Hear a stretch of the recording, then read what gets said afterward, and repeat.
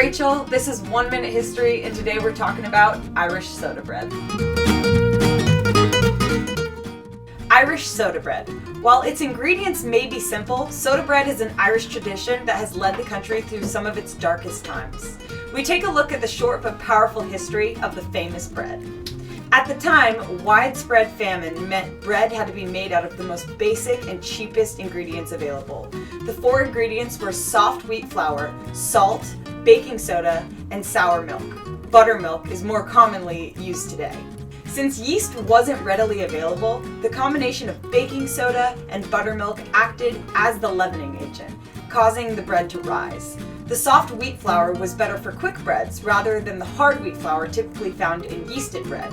Since Ireland's unique climate was only suitable to grow soft wheat, soda bread was the perfect match for the country. I'm Rachel, and this is 1 Minute History.